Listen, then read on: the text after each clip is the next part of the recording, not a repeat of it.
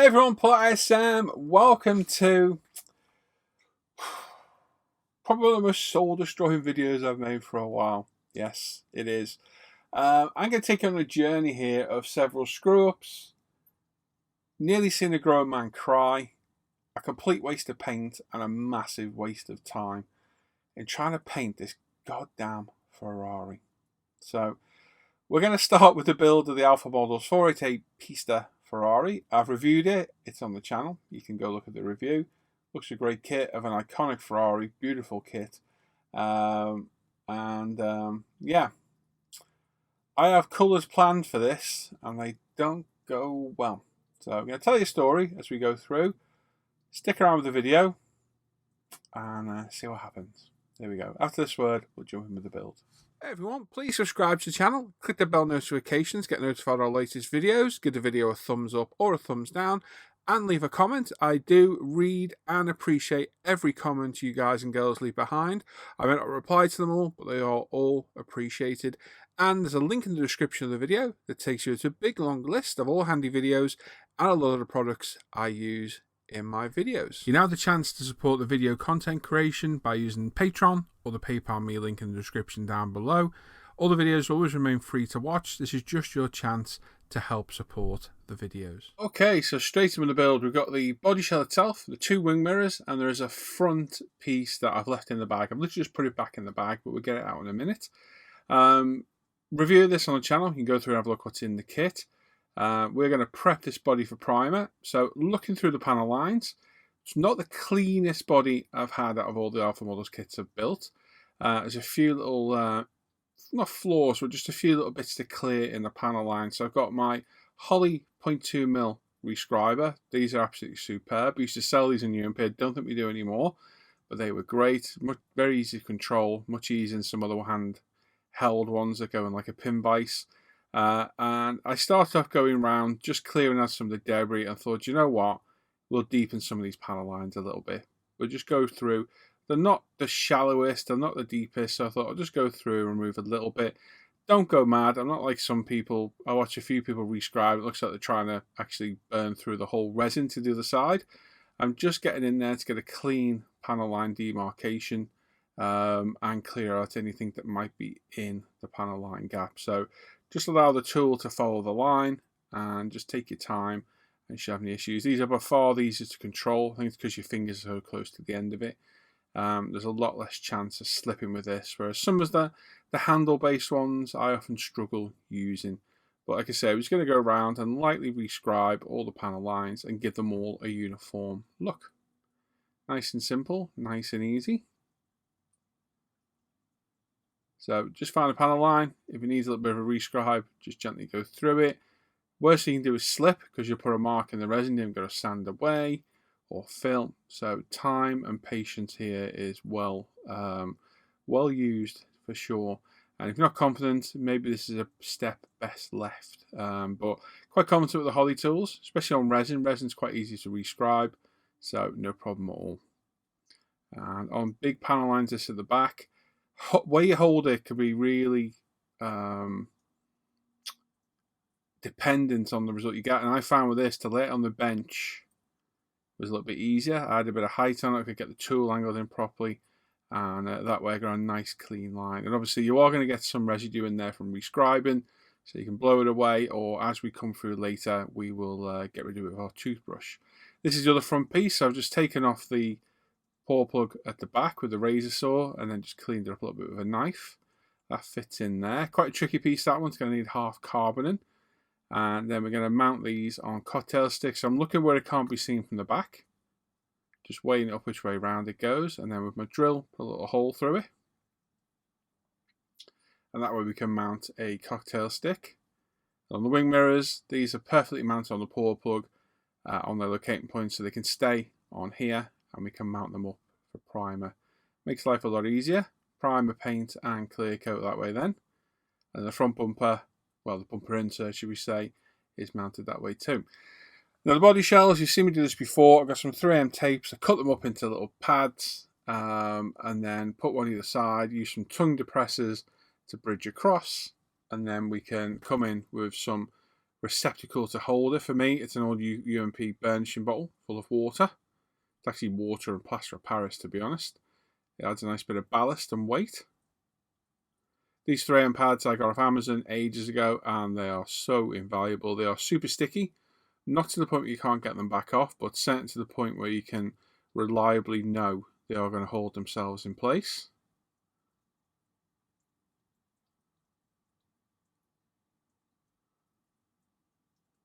And there we go. With a big sticky pad on the bowl, we can then mount it securely, ready to go. Now the wing mirrors, yes, there is the wrong side. I'm just test fitting. I've just drilled the hole. So there are no holes for wing mirrors. So I just kind of marked where they're going, put a pilot hole in, and then widen the hole to fit the mirror as such. If you look at reference pictures, you'll see where they sit. So yeah, just a bit of guesswork and some careful drilling. Then we're going to go round and lightly sand all the resin with a 3000 Tamiya sponge. That way we get a nice uniform finish for our primer and remove any imperfections that may be on the surface, because now is the time to get rid of them, not later. So just go around. I'm not trying to reshape, so no real pressure. We're just trying to get a nice uniform key flat surface for our primer. Once you're done, get your toothbrush in there, getting all those panel lines, all those gaps, all those recesses, and get rid of any dust. Then we get some UMP airbrush cleaner on a clean piece of kitchen paper, and again we're going to get in every nook and cranny and degrease everything. That way we've got rid of any visible flaws with the sanding, any dust particles with the toothbrush, and any fingerprint or moulding process residue with the chemical UMP airbrush cleaner. It is alcohol based, so it will remove any contaminants off the body. And the colour we chose for this one is this. This is, let me remember the colour now. Was it Gaia Moderna Yellow? Kindly donated to me by Alan Parker, who very kindly dropped it off to me the morning after we were speaking about it. Alan lives nearby, and he very kindly dropped it off. As I said at the beginning, this isn't going to go smoothly today at all. In fact, it could not have gone any worse, really. So stay tuned and you'll see why it is a calamity from start to finish. And some of the biggest waste of time and money I've done in modelling so far. So for the yellow, we're going to prime in white. So we've got some Tamiya white fine surface primer. It's thinned 20% with Tamiya lacquer thinner retarder, 0.35 apex, 16 psi, 3 or 4 light coats building up to a final wet coat to get a nice uniform primer surface down. As you can see, nice white surface primer on there. We've got our 3000 grit sponge, wet, and we're going to wet sand that to a nice flat finish. And then we're going to airbrush it on, 16 psi, several, probably half a dozen, 7 or 8 coats of this yellow to build it up slowly to an absolutely stunning. I'm gutted by these colours, you'll see what I mean. Every colour I chose looked beautiful. Look at that yellow, absolutely stunning yellow. Beautiful yellow colour. Another hour and a half's worth of spraying here to get to this level. So much time wasted on this. It almost made me cry, I'm not going to lie. So there's the yellow painted with probably 7 or 8 coats. Took me about an hour to do that.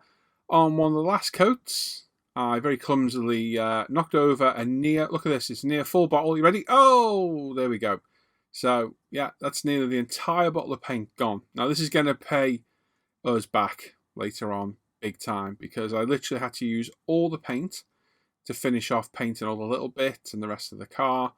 I wasted a good well over 3/4 of that bottle of paint because the coverage was so good it hardly used any, and it went everywhere, all over the spray booth, all down the front, all down my front drawer system, all over the carpet, all over me. It went everywhere, and I'm left with about 5 ml of paint in the bottle, which was just enough to finish what I needed doing. So luckily, even though we spilt it, we had good coverage. I've been carboning now for about 3 hours. It was nearly done. And just on this side, I let a little bit of carbon too long and it stuck to the body. And I'm just gently scraping it away with the tweezers, and I chip the paint. So what I would normally do here is let it dry, flat it, a little bit of primer, a little bit more paint, blend it in, touch it up, job done. We've not got enough paint to spray it. So I tried touching it by brush, didn't work, so we're going to have to change colour. So we're going to strip it. So we've got some Mist Hobby level, and then we've got a bin bag in the spray booth, the booth's on, I've got a respirator on, gloves on, So Mr. Hobby leveling thinner because I've run out of brake fluid, toothbrush, and we're going to completely strip this back to bare resin. So an absolute nightmare. So about an hour's worth of painting, about 2-3 hours worth of carbon fibering, which was very nearly done, and I was quite happy with it.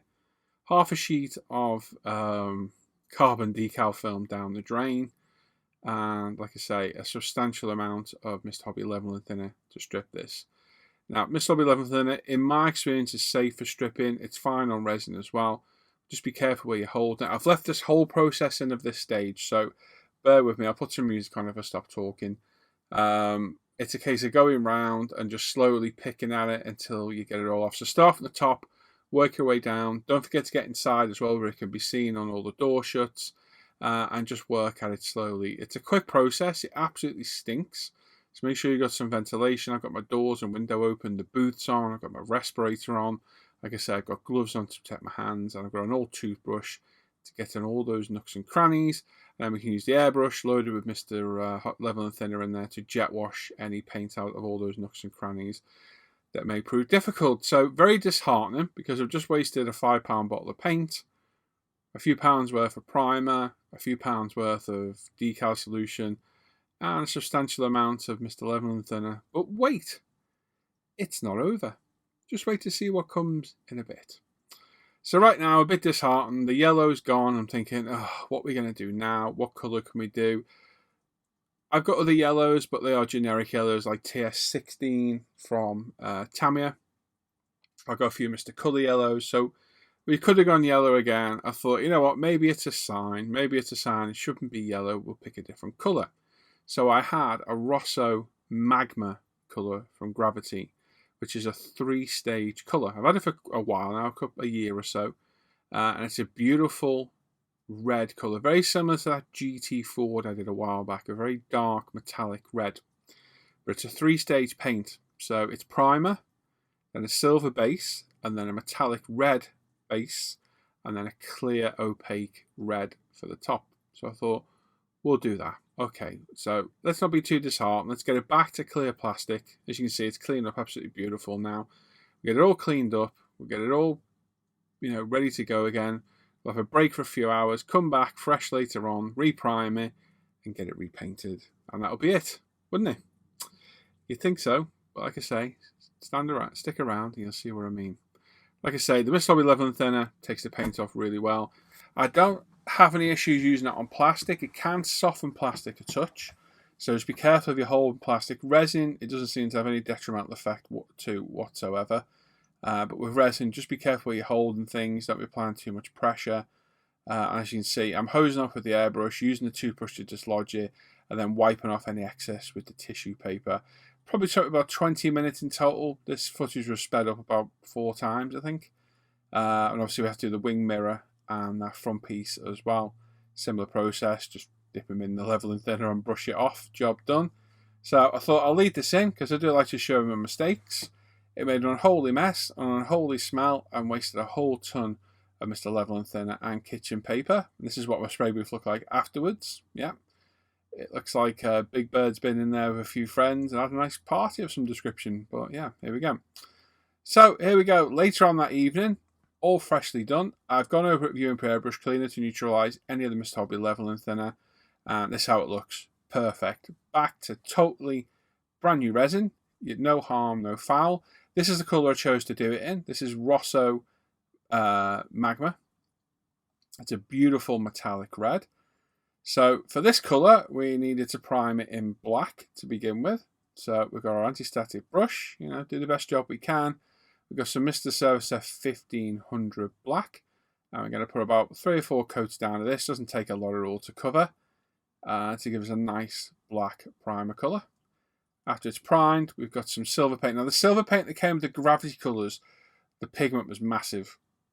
Which seems to be a point of contention at the minute with me with Gravity colours. So I had an extra fine candy base coat from Zero, which I was dubiously using. After using it, look at that silver. It's beautiful. Absolutely stunning. Ultra fine pigments. Ultra fine. Went down absolutely beautiful. And I'm not going to lie, I was kind of tempted to keep it at this colour. But it's a little bit too light of a silver, and I think it would look a bit odd. So this is the base coat for the paint after the primer. And there we go. Look at that colour. Absolutely stunning. Beautiful, beautiful colour. The finest pigments I've seen, I think, in any metallic paint. Then there's a very strange metallic red base coat. Now, this stage of paint, from the silver to the end, where we wreck it in a bit, took me 5 hours on a morning's live stream to do. Back and forth doing coats. There must be 20 coats of paint here over that time. Just building it up slowly, because it said to do nice thin coats. Slowly, slowly. Hours of footage, hours of time doing this. And this is a £15 expensive paint set. And this is that metallic red after about 10 coats, I would say. It gives us this nice pinkish red metallic colour. So that was then left to off gas, flash off for another half hour. Lovely colour, very, very pretty. But not the colour after. So the last colour is a very opaque clear red. So we dusted off, and this needed a lot of coats of paint. Probably 10, 12, even more coats of paint over it all. And it was all going swimmingly well until literally the last coat of paint. Now, I won't explain what happened until the end. When we're doing my face to camera bend, I'll explain what I think happened. But for some reason, the very last coat of paint decided to spit a load of congealed paint all over the body in little tiny specks, which wouldn't have been an issue because I could have taken it back, flattened it back a bit, and I had some of the clear left over, and I could have quite easily have touched it in. But it threw down one huge chunk on the right hand side of that roof, right by the panel line of the door shut.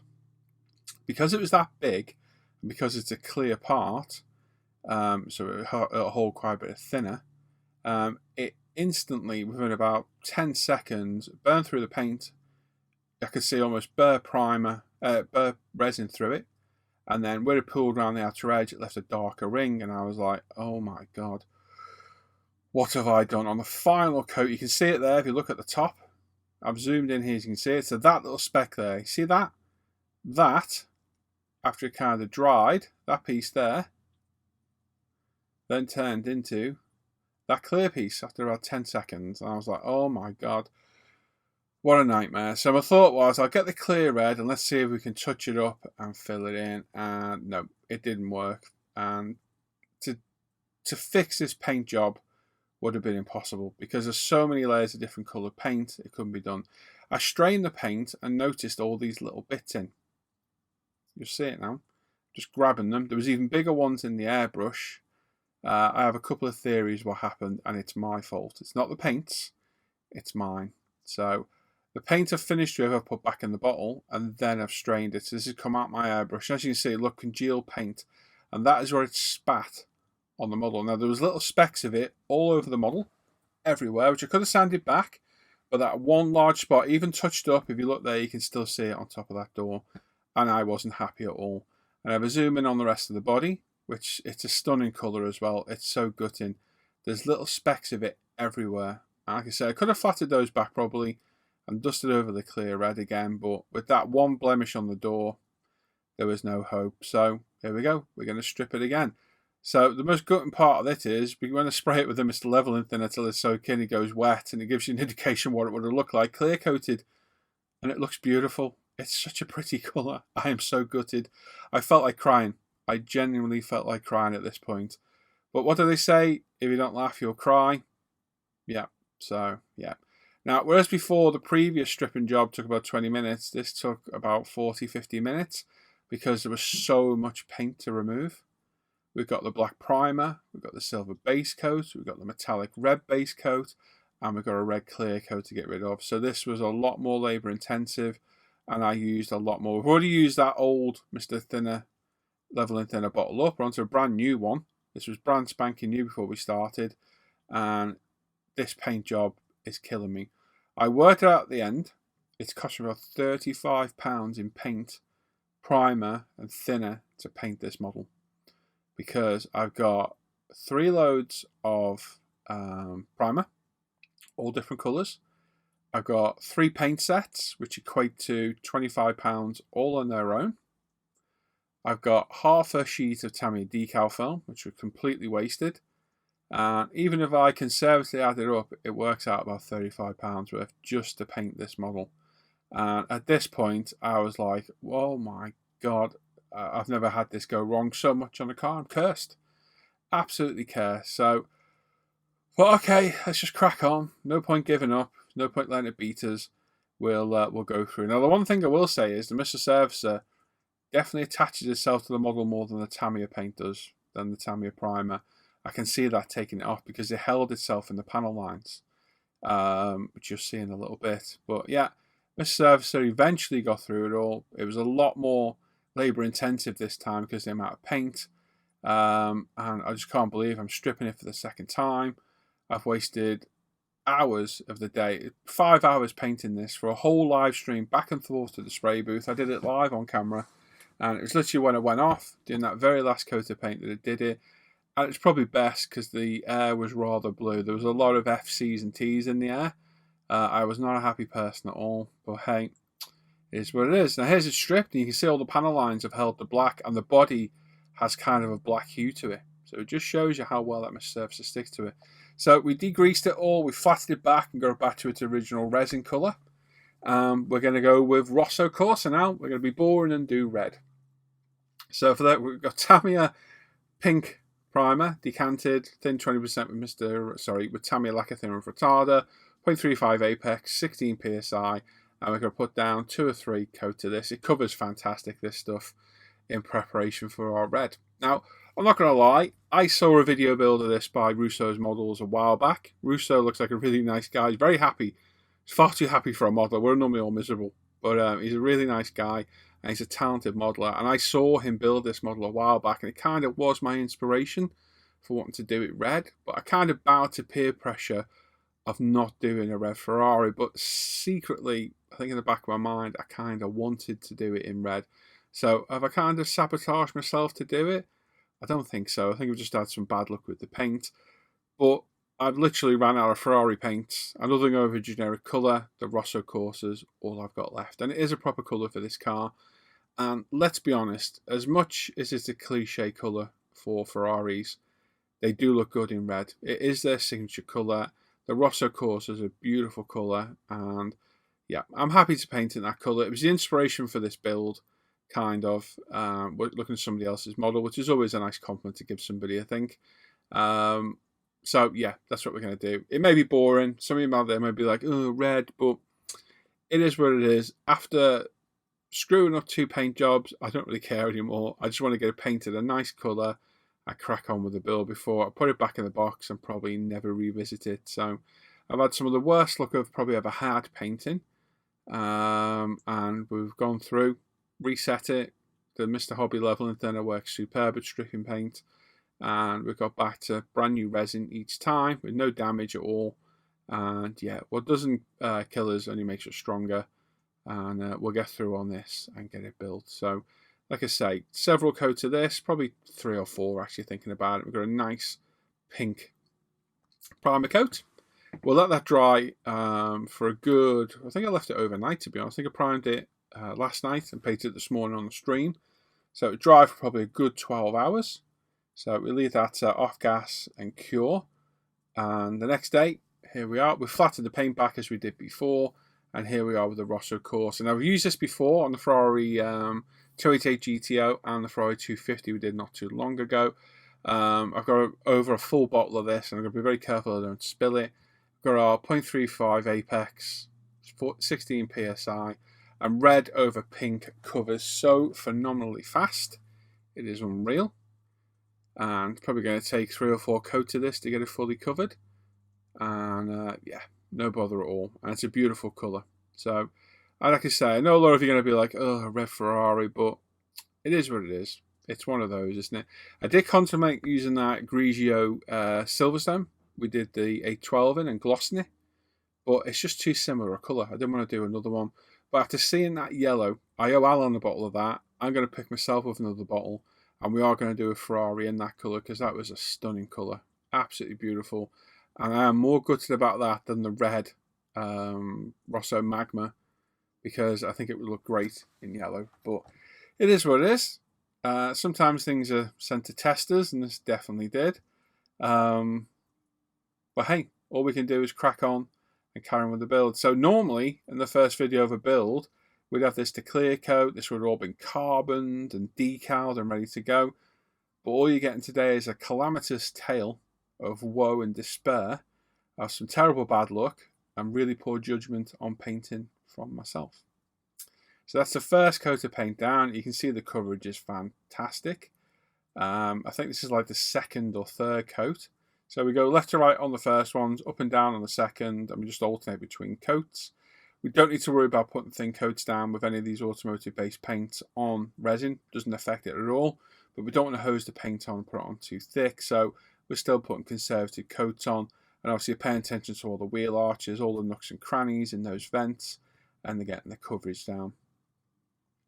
And then after our, probably, I would say it's probably a fifth coat, we've got beautiful coverage of a beautiful, beautiful dark red Rosso Corsa colour, which is a stunning colour. And of course, between each coat on the body, we've been doing the wing mirrors and this front section as well. Just taking care to get everything painted in equal coats to make sure we've got even coverage of colour. And here we go, some pictures. So there we are. It's a boring red Ferrari. Now that's going to go back in its case for I don't know how long. Let that paint fully harden, and then we're going to attempt to carbon it again. Now what I learned off using the carbon last time is we're not using the weave or using the like diamond pattern stuff, as I don't need to be as particular in matching it up. You can't see it at all. So whether I was trying to cut pieces in that damaged the paint originally, I can piece it instead and know I can get away with it. So hopefully second time round the carbon will be more successful, and hopefully I don't damage any of the paint. We can get the carbon done and the 2K done and really get going with this project. Right then, there we go. So third time lucky, hey? We got the colour down at last. And what can I say? Just pure unfortunate luck and sheer determination of not letting it beat me got us through the build and got it painted. So yes, that yellow was lovely. I really do like that yellow and that Rosso Magma. I have to get both those paints again and build Ferraris in those colours because they were stunning. So we are going to revisit those colours, especially the yellow. I owe Alan a bottle of that. Thank you, Alan, for dropping the bottle off. Sorry for spilling half the bottle like a pleb.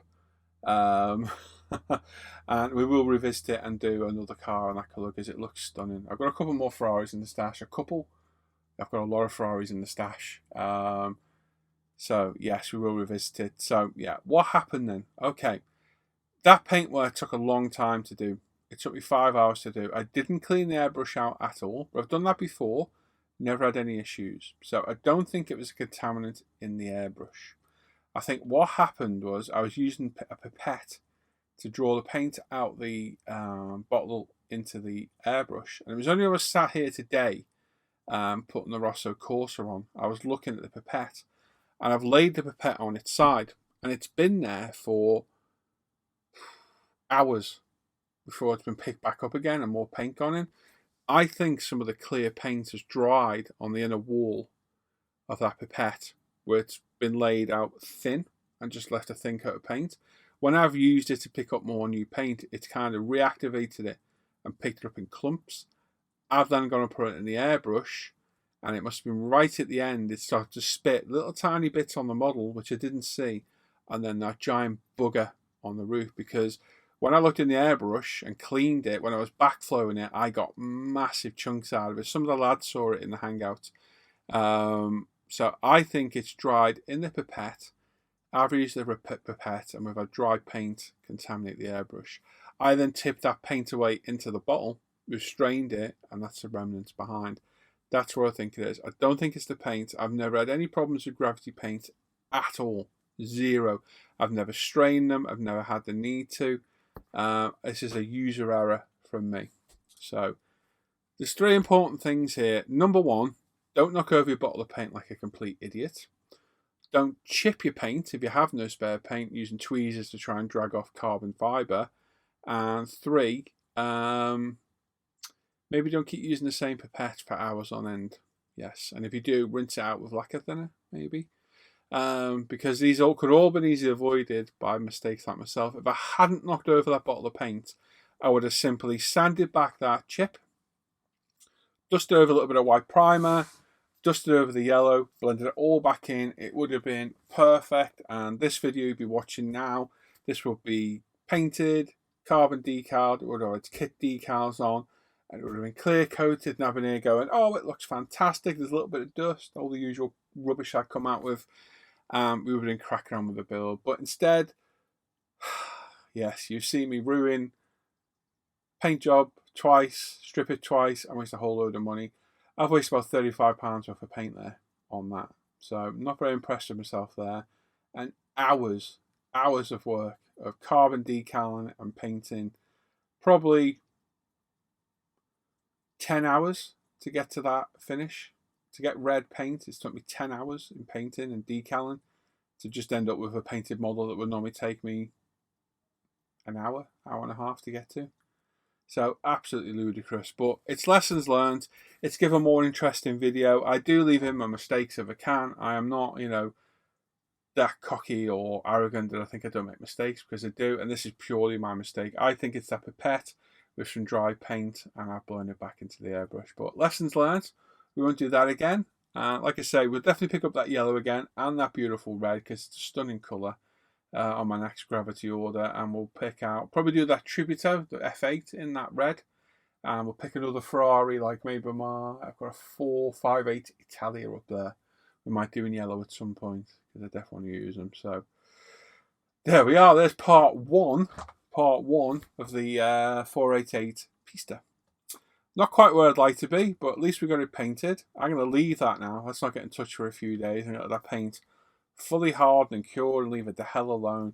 And I'm going to work on something else. I think I'm going to go back to the Porsche. I'm going to get some work done on the Porsche, get that video up, and then I'm going to go back to the Lancia, I think is my plan. We've got the roll cage built up and ready to go. So I think I'm going to do some work on the Lancia and get the next video of that up. That's the plan. I've got a bench update to do as well.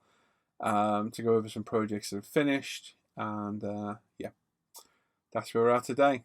So the question for today, what's that going to be? We'll get to that in a minute. As always, you want to support the channel and my complete waste of paint, flagrant regardless waste of paint. There's a Patreon me down below. We've become a patron, support the videos, keep them going. You get 2 week early access on all the videos. You see them 2 weeks before anybody else. After that, they go on ISM like normal. And you get the knowledge in knowing that you're keeping these videos going. Like everyone with the support. There's a PayPal me and a Buy Me Coffee link if you'd like to make a one-off donation. And all the social media links are down below for ISM, Facebook and forum, umpretail.com, all the Off Air Hangout group, the Live at the Bench page, the group build page, email address to get in touch with me, the products I use in my videos, my scale mate is there, and a link to Siren and Machine as well, my other Facebook group. For everything automotive, model and real life. And my other channels down below as well, Paul ISM Scale Models, where I live stream every single morning. So you come over there and support us. Make sure you sub to this channel, click that bell notification, and I keep doing thumbs up for that, and it's not that, is it? Click the bell notifications to get notified of all the latest videos, and click the thumbs up on the video, and leave a comment down below. Appreciate all your comments. Let me know what kind of an idiot I am. And the question for today, what is the worst catastrophe you've had? Doesn't have to be modelling. What's the worst thing you've done? You might have been working on your car, working on your home, at work, sat on your own. What's the worst catastrophe you've ever had happen to yourself? Yeah, what's the worst thing? Basically, what have you done to yourself? What's the worst catastrophe you caused? Modelling wise, it's definitely this. Otherwise, there's so many. I wouldn't even know where to start. I broke a windscreen on a car once, my BMW 320i. Changing the window wipers over, I let the arm snap back down and it smashed the windscreen. That was a good one. Cost me £100 on my insurance excess. Well done, Paul, you idiot. But I've had loads in the past. It could fill an entire bench update with my calamities over the years. So what's yours? Doesn't have to be modelling. It could be anything. What's the worst catastrophe you've ever caused yourself before? There we go. Thanks for watching today. I'll catch you all next time. Take care. Bye-bye.